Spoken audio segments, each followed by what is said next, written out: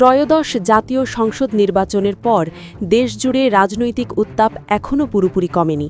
নির্বাচনে নিরঙ্কুশ সংখ্যাগরিষ্ঠতা নিয়ে সরকার গঠনের পথে এগিয়েছে বাংলাদেশ জাতীয়তাবাদী দল বিএনপি।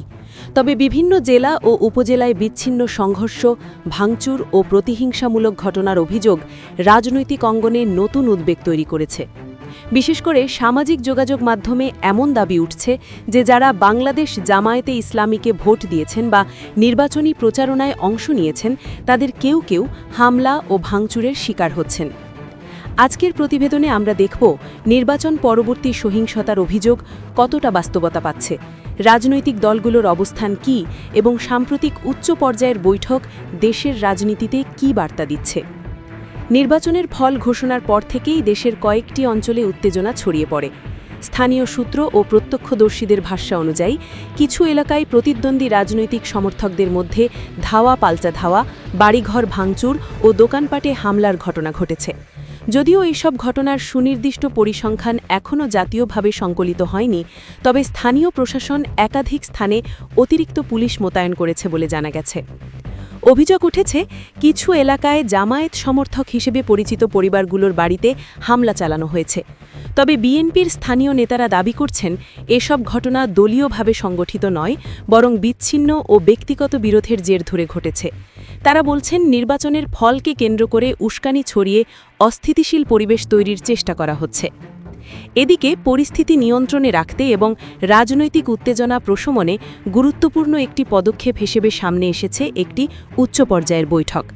বিএনপির চেয়ারম্যান তারেক রহমান জামায়াতের আমির শফিকুর রহমানের সঙ্গে সাক্ষাৎ করেছেন।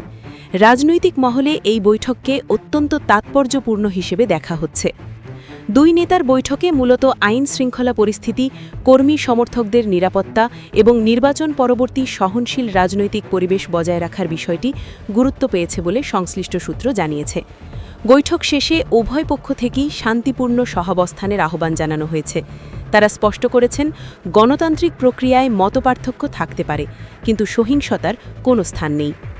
রাজনৈতিক বিশ্লেষকদের মতে এই বৈঠক একটি ইতিবাচক বার্তা বহন করে, কারণ নির্বাচনী প্রতিদ্বন্দ্বিতা থাকা সত্ত্বেও বড় দুটি রাজনৈতিক শক্তির শীর্ষ নেতৃত্ব যদি সংলাপে বসে আইন শৃঙ্খলা ও স্থিতিশীলতার বিষয়ে একমত হন, তাহলে মাঠ পর্যায়ে তার প্রভাব পড়তে পারে। বিশেষ করে সামাজিক যোগাযোগ মাধ্যমে বিভ্রান্তিকর তথ্য ও গুজব ছড়িয়ে পড়ার এই সময়ে দায়িত্বশীল বক্তব্য অত্যন্ত গুরুত্বপূর্ণ। প্রশাসনের পক্ষ থেকেও জানানো হয়েছে নির্বাচন পরবর্তী যে কোনো সহিংসতার অভিযোগ গুরুত্বের সঙ্গে খতিয়ে দেখা হচ্ছে। কেউ যদি রাজনৈতিক পরিচয়ের কারণে হামলা বা ভাঙচুরের শিকার হন, তাহলে আইন অনুযায়ী ব্যবস্থা নেওয়া হবে। একই সঙ্গে মিথ্যা বা অতিরঞ্জিত তথ্য ছড়িয়ে উত্তেজনা সৃষ্টির চেষ্টা করা হলেও আইনগত পদক্ষেপ নেওয়ার কথা বলা হয়েছে। বিএনপির কেন্দ্রীয় নেতৃত্ব দাবি করছে তারা সরকার গঠনের প্রস্তুতির পাশাপাশি দেশের স্থিতিশীলতা রক্ষাকে অগ্রাধিকার দিচ্ছে। দলের পক্ষ থেকে নেতাকর্মীদের সংযত আচরণ এবং প্রতিহিংসামূলক কর্মকাণ্ড থেকে বিরত থাকার নির্দেশনা দেওয়া হয়েছে বলে জানা গেছে। অন্যদিকে জামায়াতও তাদের কর্মীদের শান্ত থাকার আহ্বান জানিয়েছে এবং যে কোনো অভিযোগ প্রমাণসহ প্রশাসনের কাছে দেওয়ার পরামর্শ দিয়েছে। বিশ্লেষকরা মনে করছেন নির্বাচনের পরের সময়টি যে কোনো দেশের জন্য সংবেদনশীল। বিজয়ী দলের জন্য যেমন এটি দায়িত্বশীল আচরণের সময়, তেমনি পরাজিত বা কম আসন পাওয়া দলগুলোর জন্যও গণতান্ত্রিক কাঠামোর ভেতরে থেকে ভূমিকা রাখার সময়। যদি রাজনৈতিক নেতৃত্ব একসাথে শান্তির বার্তা দেয়, তাহলে তৃণমূল পর্যায়ে সহিংসতা অনেকাংশে কমে আসতে পারে। সামাজিক মাধ্যমে ছড়িয়ে পড়া বিভিন্ন ভিডিও ও পোস্টের সত্যতা যাচাই ছাড়া শেয়ার না করার আহ্বান জানিয়েছেন বিশেষজ্ঞরা। কারণ অনেক সময় পুরনো বা ভিন্ন ঘটনার ভিডিও নতুন ঘটনার নামে ছড়িয়ে বিভ্রান্তি তৈরি করা হয়। এতে পরিস্থিতি আরও উত্তপ্ত হতে পারে। সব মিলিয়ে বলা যায় নির্বাচনে বিজয়ের পর দেশের রাজনৈতিক পরিবেশ এখন এক গুরুত্বপূর্ণ সন্ধিক্ষণে দাঁড়িয়ে। একদিকে বিচ্ছিন্ন সহিংসতার অভিযোগ, অন্যদিকে শীর্ষ পর্যায়ে সংলাপ, এই দুই চিত্রের মধ্যেই ভবিষ্যৎ রাজনৈতিক স্থিতিশীলতার দিক নির্দেশনা লুকিয়ে আছে।